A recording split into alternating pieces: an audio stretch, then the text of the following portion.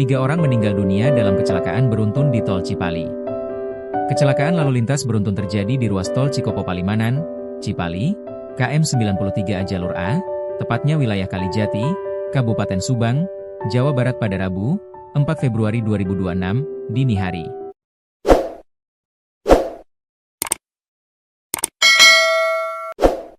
Peristiwa tragis ini mengakibatkan 3 orang meninggal dunia di tempat kejadian perkara, TKP, dan 2 lainnya mengalami luka berat.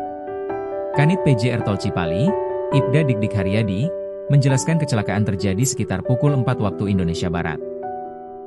Insiden tersebut, kata dia, melibatkan 4 kendaraan, yakni Suzuki APV, Toyota Hilux, dan Daihatsu Sirion. Untuk 1 kendaraan lainnya belum diketahui karena sudah meninggalkan lokasi kejadian lebih dulu. Pada hari Rabu 4 Februari sekitar pukul 4 WIB telah terjadi kecelakaan lalu lintas di KM 93 Tol Cipali yang mengakibatkan 3 korban meninggal dunia di TKP, ujar Ibda Dikdik kepada tribunjabar.id di RS Abdul Raja Purwakarta, Rabu, 4 Februari 2026. Berdasarkan kronologi sementara, kecelakaan bermula saat kendaraan Suzuki APV bernomor polisi E1299VT yang dikemudikan Ahim Suganda, 42, melaju dari arah Jakarta menuju Cirebon. Setibanya di lokasi kejadian, kendaraan tersebut diduga kurang antisipasi akibat pengemudi mengantuk sehingga menabrak kendaraan di depannya yang hingga kini belum teridentifikasi dan diduga melarikan diri.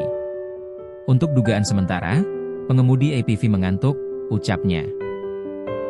Akibat tabrakan tersebut, Suzuki APV mengalami kerusakan parah.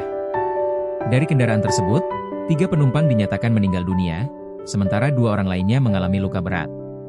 Saat proses evakuasi berlangsung, sebuah kendaraan Toyota Hilux bernomor polisi B9982FBA yang dikemudikan Rifki Encui, 35, warga Subang, berada di lokasi untuk membantu penanganan. Namun nahas, dari arah yang sama datang kendaraan Daihatsu Sirion bernomor polisi B1747KYH yang dikemudikan Vitanto Wibisono, 44, warga Karawang, dan menabrak Toyota Hilux tersebut. Benturan keras membuat ketiga kendaraan mengalami kerusakan. Posisi akhir kendaraan berada di lajur 2 dan 3 dengan arah menghadap ke barat.